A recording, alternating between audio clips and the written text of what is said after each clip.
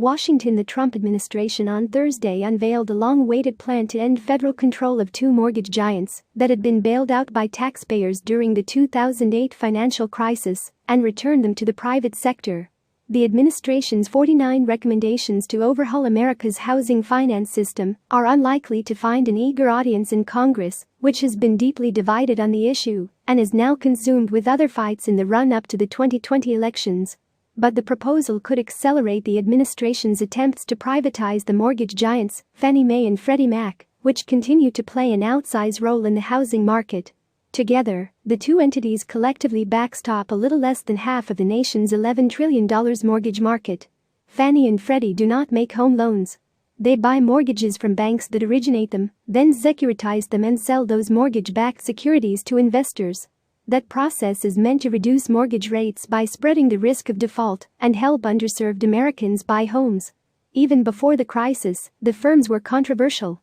They were publicly traded companies viewed as having the implicit backing of the federal government.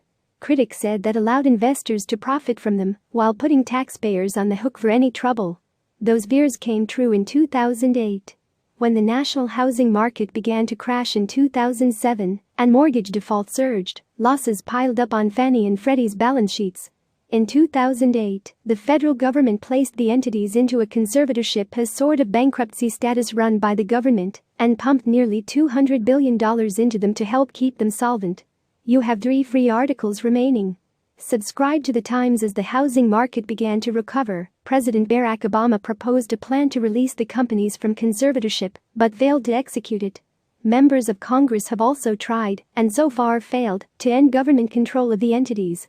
The latest plan, released by the Treasury and Department of Housing and Urban Development, was ordered up by President Trump in the spring. It includes recommendations meant to limit the federal government's role in the mortgage market and inject more private competition, which they say will bring down mortgage rates. Officials say it would promote affordable housing and protect taxpayers from bailing out Fannie and Freddie in the event of another housing crash. But releasing Fannie Mae and Freddie Mac from their federal embrace has proved politically difficult because the entities effectively subsidize the 30-year fixed-rate mortgages that are most popular among American home buyers. Affordable housing advocates have warned that returning the firms to the private market